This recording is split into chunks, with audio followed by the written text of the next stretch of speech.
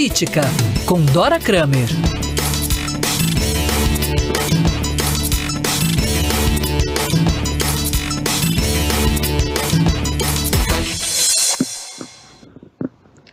São 11 horas e 32 minutos, horário de Brasília, 10h32 aqui em Nova York. E com muita alegria, Dora Kramer conversando com a gente sobre política aqui na Band News. Dora, um privilégio mais uma vez poder conversar contigo. Para quem não sabe, lá atrás, no comecinho da rádio, eu conversava com a Dora diariamente, no fim da tarde, quando o circo estava pegando fogo, com outros personagens daquela época. Dora, tudo bem com você? Dora, boa tarde. Aliás, bom dia ainda, né, Dora? Bom dia, Barão, bom dia, Carla, bom dia, ouvintes e espectadores, né? Porque agora a gente com imagem. Então, vamos inaugurar aí uma nova fase, mas com o nosso assunto de sempre. Exatamente, assunto que interessa para todo mundo, né, Dora? Vamos começar falando sobre essa PEC que foi aprovada no Senado, né? Sobre as eleições, as datas. Teremos eleição ou não teremos eleição, hein, Dora? Eu acho que teremos eleições e te digo mais, acho que com toda a dificuldade que agora a Câmara apresenta, numa divisão ali de pessoas que têm outros tipos de opinião, que a coisa não é tão tranquila como foi no Senado em relação ao adiamento por alguns dias, por um mês, por 42 dias, na verdade.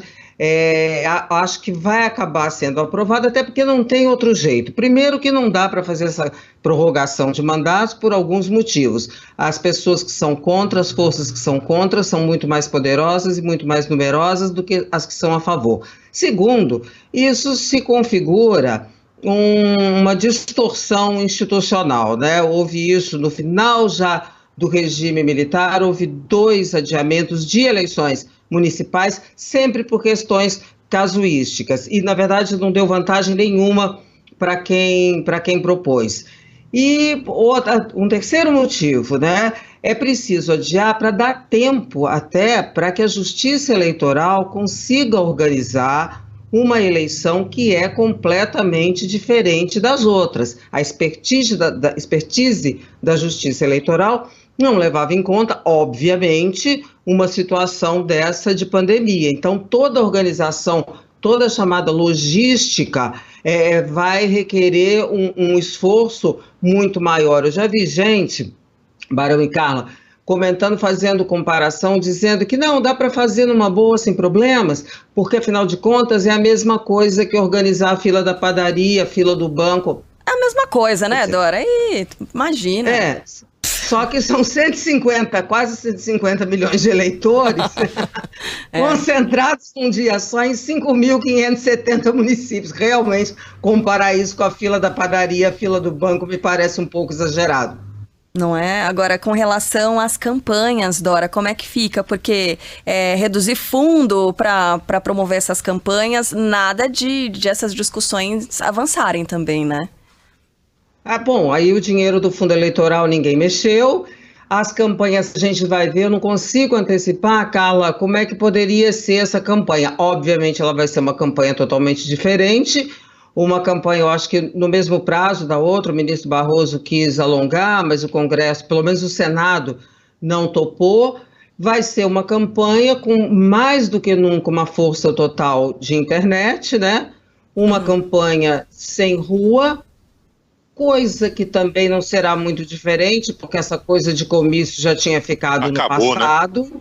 Acabou. Agora, o assunto é que será, sem dúvida alguma, principalmente nas capitais e até nas cidades médias, eu diria, o assunto realmente é a crise sanitária e também a crise política. Eu acho que haverá um julgamento, não só do governo federal, mas também das administrações locais, do comportamento de cada um nessa crise. Eu acho que esse vai ser o assunto principal, até porque esse é o assunto, eu não vou nem dizer principal, né?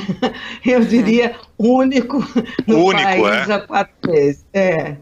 Ô Dora, sabe que alguns ouvintes ficam um pouco bravos com a gente quando a gente volta a insistir nessas questões de investigações envolvendo os membros da família Bolsonaro, o presidente da República, os filhos. Mas o que acontece é que a gente não pode evitar, né? Não tem como desviar desses assuntos. É muito importante falar sobre isso e para o governo lidar com isso também está sendo um período difícil, digamos assim. Ô, Carla, você é muito gentil e educadinha quando você fala em período difícil, né?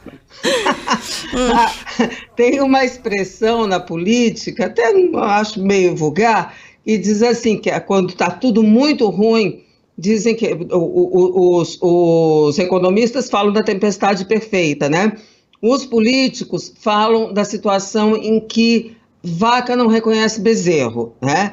A coisa está assim, tá? É uma conjunção de infortúnios para o governo, diga-se. Aliás, eu não sei por que os ouvintes ficam bravos, porque se volta nesse assunto, uma vez que é o assunto que está aí, né? Então, há uma série de coisas, quer dizer, houve uma conjunção, quer dizer, teve um momento em que parece que o mundo inteiro caiu em variadas frentes em cima da cabeça do governo, que está tendo que lidar, que estava acostumado a lidar na base do berreiro, do blefe, daquela coisa do espetáculo diário em 2 sessões ali na porta do Alvorada, do Palácio da Alvorada, e de repente tem que se ver com questões legais, sérias, e que um campo em que cada dia acontece uma coisa nova, quando se não bastasse, está agora esse negócio da viagem do ex-ministro da Educação a atormentar,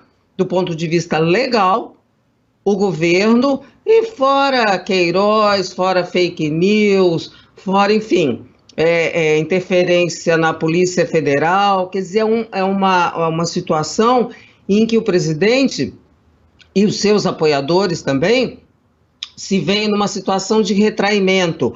Um pessoal que até pouco tempo era intimidador, passou para a condição de intimidado. Eu não sei quanto tempo isso vai durar, eu não sei se isso é permanente, se isso é uma virada de chave, mas a situação hoje é essa. E como é que o governo vai sair? Bem, uma tentativa seria essa que parece que o presidente Bolsonaro está fazendo, de tentar amenizar, afrouxar a tensão, melhorar os modos. Só que eu não sei se isso, diante dos fatos que surgiram, e muitos deles criados por causa desta maneira de agir, se eles vão ser, se essa nova maneira vai dar conta da história. Não sei se é uma tensão. Por exemplo, essa história, mandar interlocutores conversar com o ministro Alexandre de Moraes, do STF, para que se reconstrua aí uma relação institucional entre judiciário e legislativo. Ora, o que 2 ou 3 ministros falando com Alexandre de Moraes têm o condão de fazer desaparecer investigações que estão em curso? Era o que faltava. O Supremo dizia, não, tá bom, então veio o André Mendonça aqui, o Jorge Oliveira e mais fulano, e aí como nós achamos que eles foram muito educadinhos, vamos aqui arquivar os processos. Ora, isso não existe, né?